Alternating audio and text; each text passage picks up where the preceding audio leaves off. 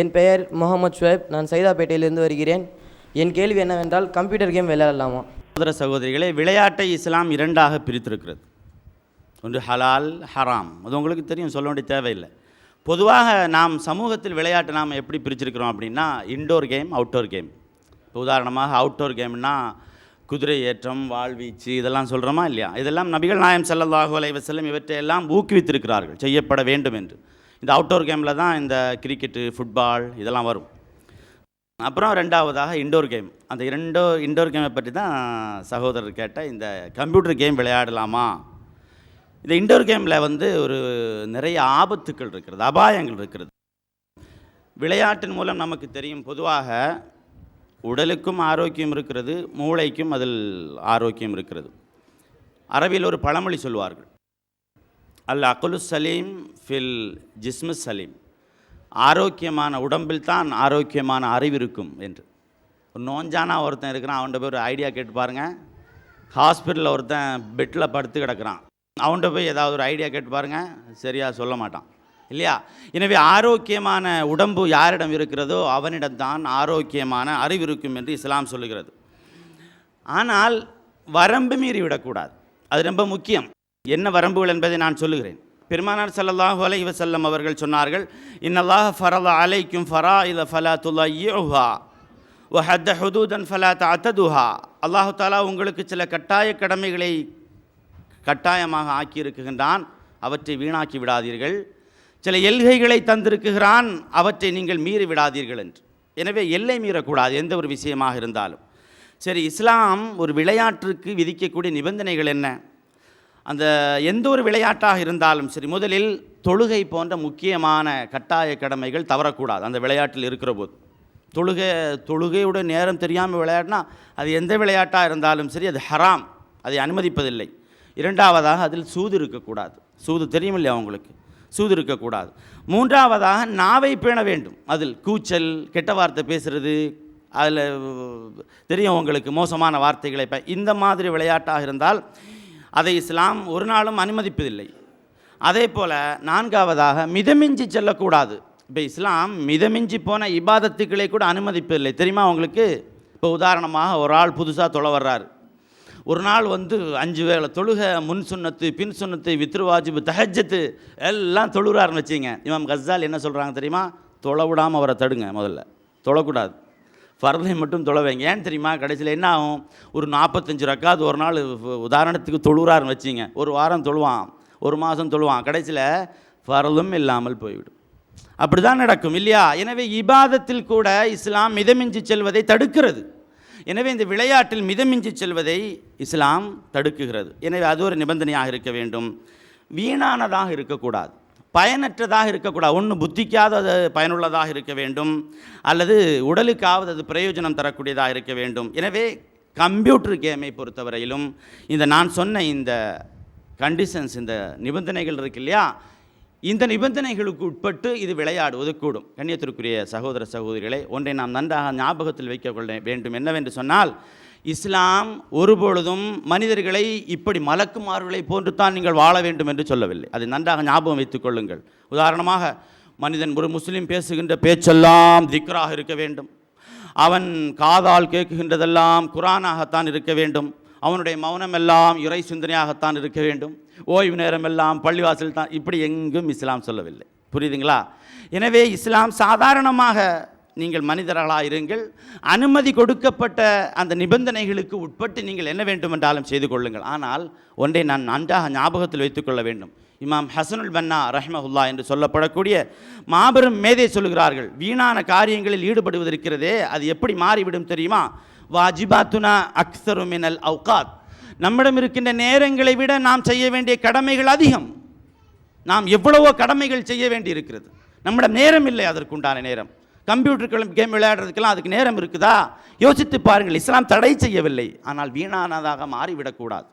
கண்ணியத்திற்குரிய சகோதரர்களே, அல்லாஹு ஜல்லஷானு தஆலா என்ன சொல்லுகிறான் தெரியுமா? அஃப ஹஸிப்தும் அன்னமா ஹலக்னாக்கும் அபஸா. உங்களை வீணாக படைத்திருக்கிறோம் என்று எண்ணிக்கொண்டிருக்கிறீர்களா? சும்மா பிறந்தாச்சு, சரி சாப்பிட்றோம், ஏதோ வேலை செய்கிறோம், ஒரு நாள் இறந்து போய்விடுவோம் என்று நினைக்கிறீர்களா? இல்லை, நிச்சயமாக இல்லை. ஒரு எய்ம் இருக்குது, ஒரு கோல் இருக்கிறது. ஏன் அல்லாஹு ஜல்லஷானு தாலா நம்மை இங்கே படைத்திருக்கிறான் என்று ஒவ்வொருவரும் சிந்தித்து பார்க்க வேண்டும். எனவே நாம் ஆற்ற வேண்டிய கடமைகளை விட நம்மிடத்தில் இருக்கின்ற நேரம் மிக குறைவானதாக இருக்கின்றது. அது மட்டுமல்ல, நபிகள் நாயகம் ஸல்லல்லாஹு அலைஹி வஸல்லம் சொல்கிறார்கள், இந்த கம்ப்யூட்டர் கேம் எல்லாம் ஓவராக ஒரு எல்லை மீறிய விளையாட்டாக மாறி போகின்ற பொழுது நபிகள் நாயகம் சொல்கிறார்கள், மின் ஹுஸ்னி இஸ்லாமில் மர்இ தர்குஹு மா லா யுக்னி, ஒரு முஸ்லிமிடத்தில் அழகிய இஸ்லாம் இருக்கின்றது என்பதற்கு அடையாளம் தேவையில்லாதவற்றையெல்லாம் அவன் தவிர்த்து கொள்வதுதான் என்று. தேவையில்லாதவற்றை எவன் தவிர்த்து கொள்கிறானோ அவனிடத்தில் அழகிய இஸ்லாம் இருக்கிறது என்று ரசூலுல்லாஹி ஸல்லல்லாஹு அலைஹி சொல்கிறாங்க. அது மட்டுமல்ல, பெருமானார் இன்னும் சொல்லி காட்டுகிறார்கள், ஆலமுன் நாசி ஹதாயா யௌமல் கியாம அக்ஸருஹும் கௌலம் ஃபில் பாத்தில், மறுமை நாளில் அதிக பாவங்களை யார் சுமந்து வருவார்கள் என்று சொன்னால் இந்த உலகத்தில் தேவையில்லாத விஷயங்களில் யார் அதிகம் ஈடுபட்டார்களோ அவர்கள் என்று ரசூலுல்லாஹி ஸல்லல்லாஹு அலைஹி வஸல்லம் அவர்கள் சொல்கிறார்கள். எனவே கண்ணியத்திற்குரிய சகோதரர்களே, கடமையை செய்வதை விட்டும் ஒன்று தவறு இழைக்கின்றது என்று சொன்னால் அதற்கு இஸ்லாம் லகு என்று சொல்லுகிறது. லகு வீணானது, வீணான காரியங்கள் என்று இஸ்லாம் சொல்லுகிறது. அல்லாஹு தாலா வெற்றி பெற்ற மனிதர்களை பற்றி கூறுகின்ற பொழுது இப்படி சொல்லி காட்டுகின்றான், அனில் லகுவி முஅரிலூன், வீணானவற்றை தவிர்த்து கொள்வார்கள், அவர்கள்தான் வெற்றியாளர்கள். எனவே இந்த கம்ப்யூட்டர் கேம் விளையாடலாம், விளையாடக்கூடாது என்று சொல்லவில்லை. ஆனால் தொழுகை, நான் முதலில் குறிப்பிட்டு காட்டிய தொழுகை போன்றதை தடுக்கிறதா, அது லகுவு, வீணானதாக மாறுகிறது. கூச்சல் குழப்பம் இருக்கிறதா, வீணானதாக ஆகிறது. எந்த ஒரு நோக்கமும் இல்லாமல் வீணாக உட்கார்ந்து விளையாடுறோமா, அதே போன்று ஆபாசம் கலந்திருக்கிறதா, அதையும் நாம் கவனிக்க வேண்டும். இதெல்லாம் லகு என்று இஸ்லாம் குறிப்பிட்டு காட்டுகிறது. அதே போல கண்ணியமான மனிதர்களை குறித்து இஸ்லாம் சொல்லுகிறது, இதா மர்ரு பில் லகுவி மர்ரு கிராமா, கண்ணியமான மனிதர்கள் இந்த வீணானவற்றை கண்டால் மிக சங்கையாக கடந்து சென்று விடுவார்கள், அதில் ஈடுபட மாட்டார்கள் என்று இஸ்லாம் குறிப்பிட்டு தருகிறது. கண்ணியத்திற்குரியவர்களே, இது போன்ற வீணான காரியங்களில் ஈடுபடுவதால் என்ன ஆபத்துகள் தெரியுமா, அதை நன்றாக நாம் ஞாபகத்தில் வைக்க வேண்டும். என்னென்ன பேராபத்துகள் நடக்கும் என்று சொன்னால், லைஃப்பில் ஒரு சீரியஸ்னஸ் இல்லாமல் போகும். சீரியஸ்னஸ், நீங்கள் இது போன்ற நிறைய கம்ப்யூட்டர் கேம் விளையாடக்கூடிய பசங்களெல்லாம் பாருங்கள், அல்லது பெரிய ஆட்களாக கம்ப்யூட்டருக்கு முன்னாலே உட்காந்துருக்கிற பாருங்கள், ஒரு எய்மும் இருக்காது, அது சும்மா இருப்பாங்க, அப்படியே ஒரு சீரியஸ்னஸ் இல்லை. அல்லாஹு ஜல்லஷானு தாலா எதற்காக என்னை படைத்திருக்கிறான் என்ற அந்த சீரியஸ்னஸ் இல்லாமல் போகும். அது மட்டுமல்ல, மிஷன், நோக்கம், அல்லாஹு ஜல்லஷானு தாலா எதற்காக என்னை இங்கே படைத்திருக்கிறான், what is the purpose of my life, யாருக்கும் தெரியாது இது போன்று வழிகளில் ஈடுபடுகின்றவர்களுக்கு. மூன்றாவதாக, அல்லாஹ் தந்திருக்கின்ற இந்த டைம், இந்த ஸ்கில்ஸ், நேரம், இந்த நம்முடைய திறமைகள் இந்த கம்ப்யூட்டர் கேம் போன்றவற்றின் மூலமாக விளையாடுவதால் அளவுக்கு அதிகமாக நான் சொன்ன அந்த எல்லை மீறி விளையாடுகிற பொழுது இந்த நேரமும் திறமையும் வீணாகிறது. பெருமானார் ஸல்லல்லாஹு அலைஹி வஸல்லம் அவர்கள் சொன்னார்கள், நிஅமத்தானி மக்பூபன் ஃபீஹிமா அக்ஸருன் நாஸ், அல்லாஹு தாலா மாபெரும் 2 பெரும் அருள் செல்வத்தை இந்த மக்களுக்கு கொடுத்திருக்கிறான், ஆனால் நன்றி கற்றவர்களாக இருக்குகின்றார்கள் என்று. அந்த 2 என்னவென்று சொன்னால், அஸ்ஸிஹத்து வல் ஃபராக், ஓய்வும் ஆரோக்கியமும். இந்த ஓய்வு அல்லாஹ் தந்திருக்கக்கூடிய ஒரு நிஅமத், இதை நாம் அழகான முறையில் செலவு செய்ய வேண்டும். நாளை அல்லாஹு ஜல்லஷானு தாலாவுக்கு முன்னால் நாம் நிற்க வேண்டாமா? எனவே இந்த நிபந்தனைகளை நாம் கவனிக்க வேண்டும். அது மட்டுமல்ல, இது போன்ற அளவுக்கு அதிகமான எல்லை மீறி இது போன்ற விளையாட்டுகளில் ஈடுபடுபவர்கள் என்ன செய்வார்கள் தெரியுமா?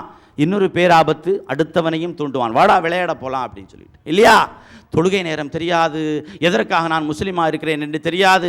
அது மட்டுமல்ல, எல்லை மீறி விளையாடுவதால் அதை தடுக்காமல் இருப்பதும் இன்னொரு தவறாக இருக்கிறது, இன்னொரு ஆபத்து. ஒருத்தன் விளையாடுறான், நம்ம மகனே விளையாடுறான், அண்ணன் விளையாடுறான், சகோதரன் விளையாடுறான்னா அது ஒரு குறிப்பிட்ட எல்லை மீறி செல்லுகிறது. தொழுகைக்கு கூட செல்லாமல் ஒருவன் விளையாடுகின்றான் என்று சொன்னால் அதை தடுக்காமல் இருப்பதும் ஒரு பேராபத்து.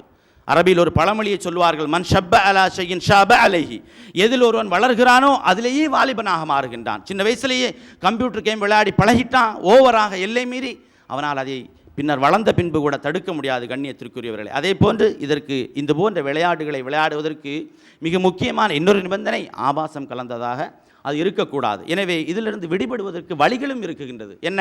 இஸ்லாம் நிச்சயமாக இது போன்று வீணான செயல்களை விட்டு விடுபடுவதற்குண்டான வழிகள் என்னவென்று சொன்னால், இது போன்ற விளையாட்டுகளில் ஈடுபடக்கூடிய மக்களுடைய சூழலை தவிர்க்க வேண்டும். நாமே ஒரு சூழலை உருவாக்கி கொடுத்து விட்டு இது விளையாடாதுன்னு சொன்னால் குழந்தைகள் எங்கே கேட்பாங்க, அல்லது இளைஞர்கள் எங்கே கேட்பார்கள்? சூழலை தவிர்க்க வேண்டும், ஒன்று.